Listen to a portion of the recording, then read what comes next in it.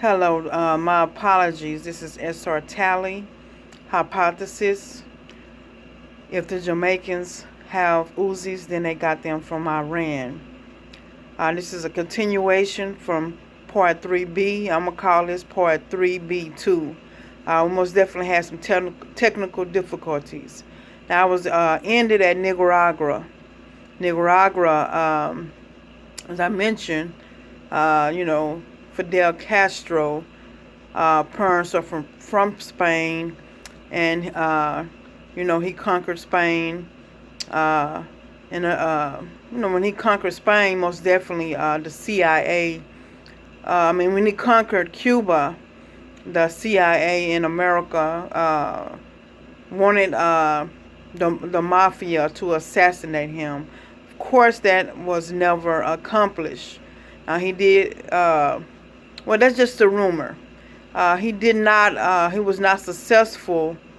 And when he ended ties with the Italian American mafia, he pretty much kicked the Italian American mafia out, and the Jewish mafia out when he conquered Cuba.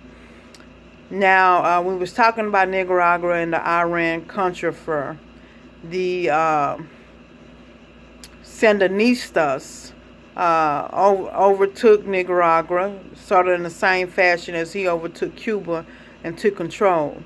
So the U.S. government started funding the Contras.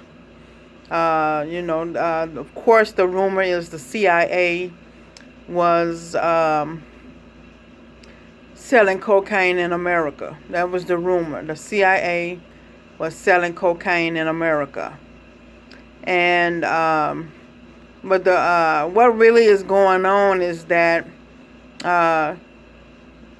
in a sense it is the English versus the Spanish, or the English versus the Roman Empire. The Contra's goal was to overtake the Sandinistas and gain control of Nicaragua. Now, as I mentioned previously, Ronald Reagan, Carter, Oliver North, Mr. Poindexter, even the Republican Supreme Court candidate, forgot his name, is also Irish. They all are Irish. The Irish most definitely made strides in America. They really, didn't come with the Spanish. They didn't really come with the British, but they made strides, and that's pretty much why they call the fighting Irish.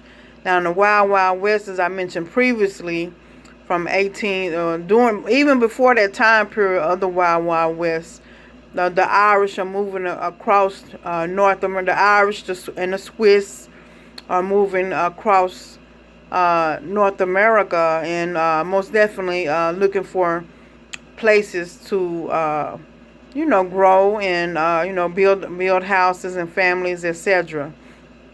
So we're talking about the Iran Contra affair.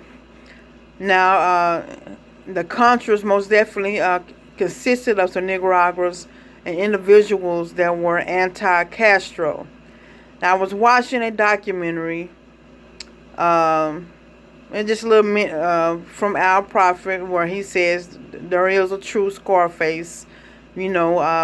Scarface came out in the late 70s. He's Cuban, but I'm gonna say his ancestry is probably Spanish. Now we know Spain conquered South America.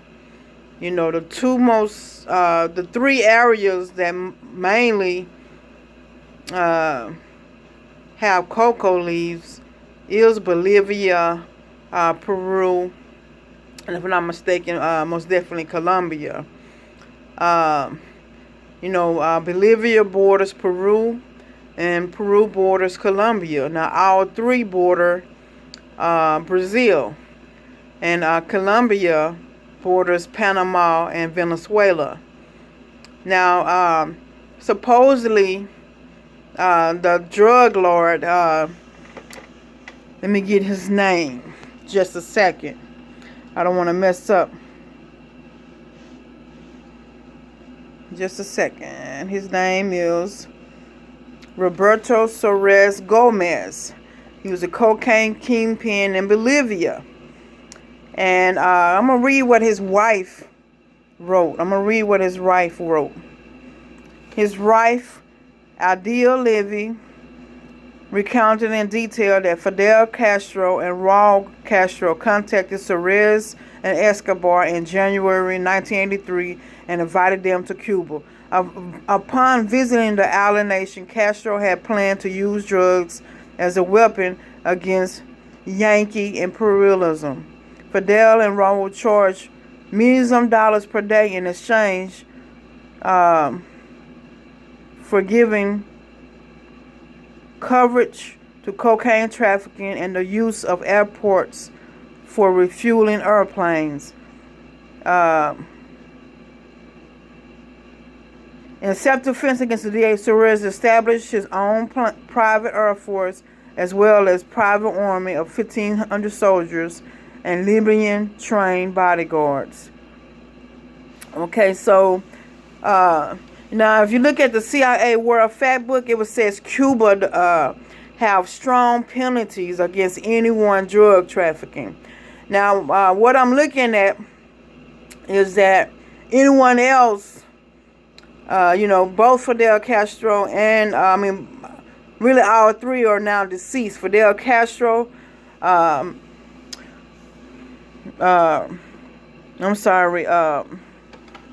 Fidel Castro, Escobar, and Soares are all deceased now. But I'm quite sure during that time period, those rules only applied to anyone else besides Soares and Pablo Escobar. Now, Soares, let me go back up some. Let me read it verbatim. This is from Wikipedia.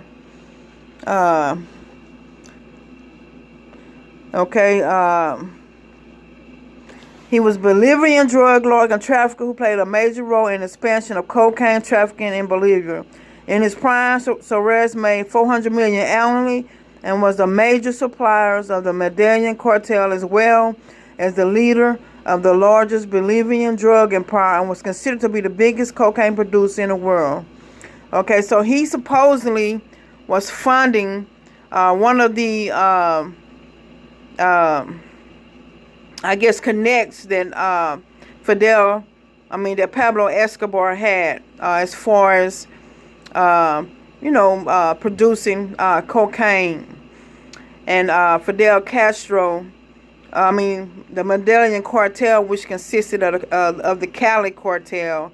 And Cali cartel had control of New York, California, and Houston. It was in Houston, Texas.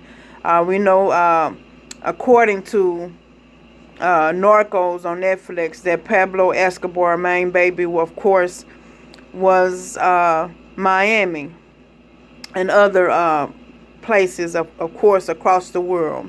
But it mainly was talking about in America. Now, if you're getting cocaine, then he's shipping cocaine all over the world. Cocaine comes from South America. Now, we know there was a spot in Nicaragua where they had a little plant where they were trying to produce cocaine. Now, as we get to the other side of the Iran-Contra, the government gave President Reagan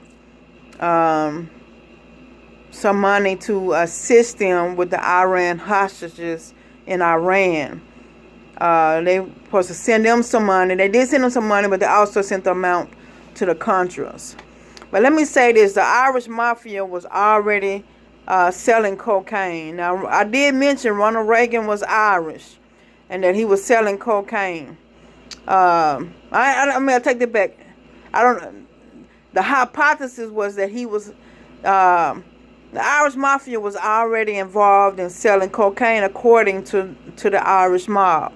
We know the Irish mob is in New York. We have Irish that are in gangs in Dallas, Texas, etc.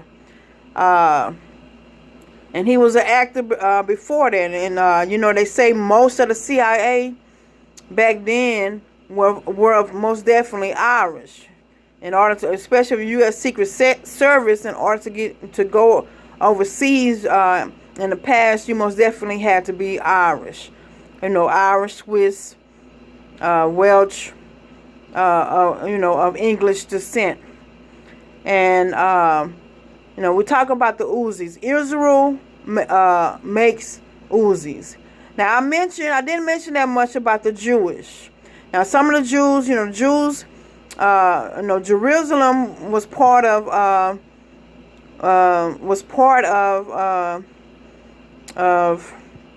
the Roman Empire, and Jewish, when we moved, they were in other parts of Europe. They was all over Europe, and we most definitely have some Jewish in Dallas, Texas. Now, according to the documentary Dallas, back then, the Jews were instrumental in assisting in industrializing Dallas, Texas by building buildings, etc.